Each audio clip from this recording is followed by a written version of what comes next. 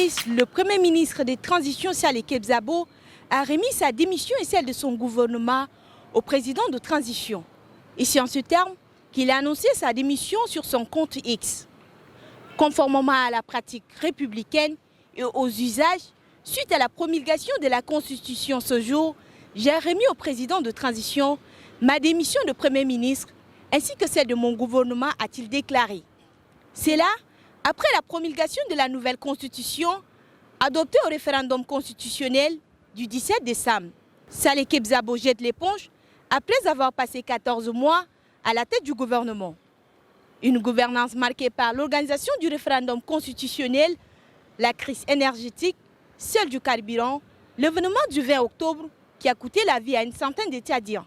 Et c'est en plein bras de fer avec les enseignants que Saleh Kebzabo quitte la primature. 2 points ont marqué cette déclaration à la presse. D'abord, le bilan de l'année 2023, surtout dans le domaine politique. Ensuite, les vœux pour l'année 2024. Si le peuple tchadien a souhaité faire du cadre national de concertation politique à travers le dialogue national inclusif et souverain un instrument au cœur du processus électoral pour un retour à l'ordre constitutionnel, son coordonnateur regrette qu'il soit légèrement passé à côté de cette mission. Dès sa mise en place, des querelles internes ont bloqué son fonctionnement pendant plus de 4 mois. 4 mois au cours desquels l'essentiel du cadre juridique et organisationnel ayant conduit au référendum a été mis en place sans aucun regard du CNCP. Je voudrais citer entre autres la loi créant la CONOREC avec son décret d'application, la composition de la CONOREC, le code électoral spécial, le calendrier de l'enrôlement en vue de la mise à jour du fichier électoral, pour ne citer que cela. Conscient que l'année 2024 est une année électorale au Tchad, Dr Nasra Djimasngar invite ses collègues politiques à une dynamique de travail pour accompagner les vœux du peuple tchadien.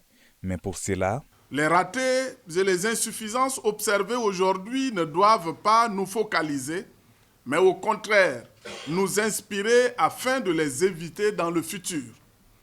La base de la transparence d'une élection se situe au niveau des textes applicables et ensuite des hommes et des femmes chargés de leur mise en œuvre. C'est pourquoi nous devons y veiller avec abnégation.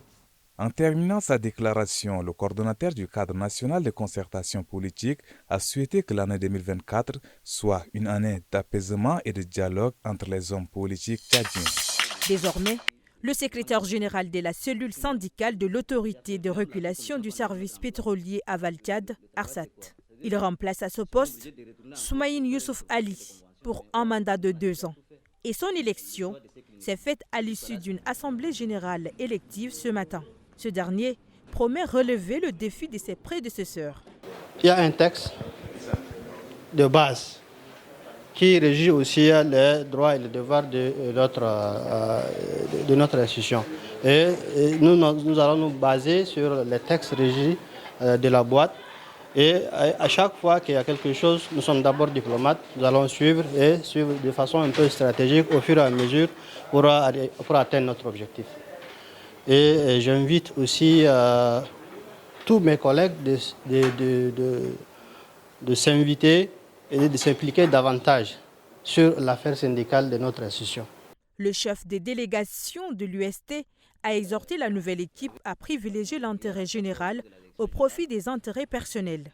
La nouvelle équipe aura pour mission principale l'ouverture des négociations et adoption définitive du projet de convention collective de l'entreprise, la finalisation de la délivrance des cartes d'adhésion à l'ensemble du personnel de l'ARSAT et bien d'autres.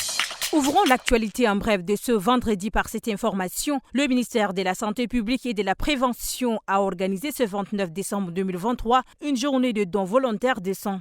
Cette opération vise à sauver des vies, a expliqué le ministre de la Santé publique, Dr Abdelmadid Abderrahim, tout en signifiant que la première cause de la mortalité maternelle est l'hémorragie. Le ministre a souligné que cette action va se poursuivre sur l'ensemble du pays pour renforcer les capacités du Centre national de transfusion sanguine qui aura bientôt des succursales dans les provinces.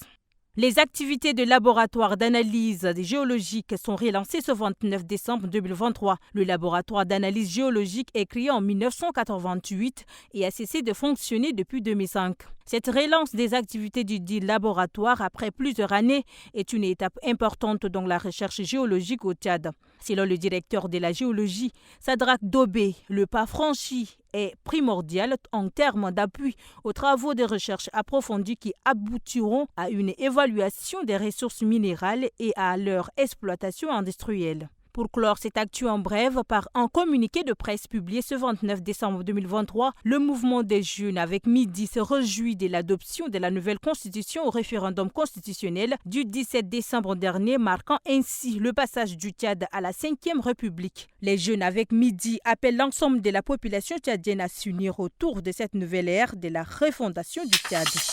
L'otage entend contribuer aux côtés des organisations sœurs en se rapprochant des citoyens par la sensibilisation à la connaissance des instruments juridiques, des mécanismes et procédures d'accès à la justice.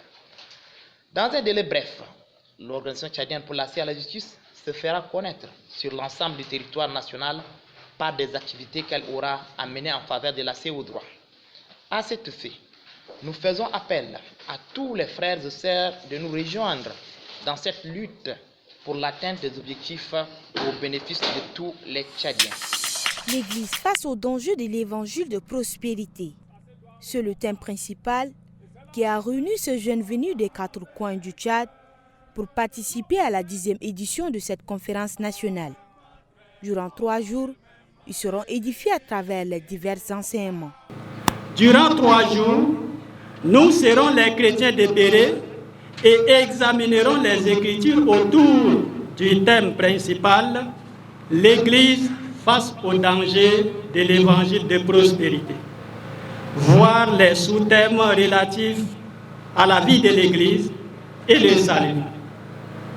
Nous invitons tout conférencier de ne pas hésiter, même d'un iota, à poser des questions en cas de malcompréhension autour des thèmes.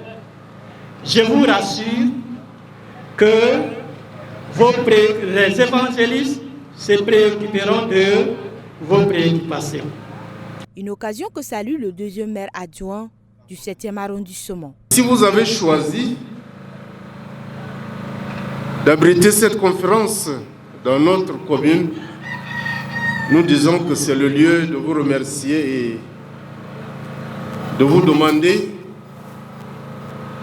de faire le maximum de vos efforts selon le programme qui a été établi pour que l'évangile que vous portez maintenant puisse donc être annoncé tout autour et qu'au finish, que des mentalités puissent changer. Ils sont une centaine de jeunes venus des différentes villes du Tchad à prendre part à cette 10e édition de la conférence nationale des églises du Christ. Dans ce salon de coiffure, c'est la course contre la montre. À quelques jours de la fête, Gibson a vu sa clientèle doubler. Il s'attelle à tous les satisfaire, en rendant beau malgré tout. À l'approche de la fête, là, ouais, alhamdoulilah, par la grâce de Dieu, ça marche à merveille même. Parce que chez nous, là, ça marche très bien, comme je vous l'ai dit. Nos clients même sont satisfaits de notre travail. Et nous également, on fait de notre mieux pour satisfaire nos clients de tous leurs besoins aussi. On peut coiffer même 20 quelques têtes par jour. Donc je peux le faire par jour, ouais, pendant le jour de la fête. C'est la coutume de se parer. Dans ce lot de beauté, le moindre manquement n'est pas souhaité pour les amoureux des fêtes.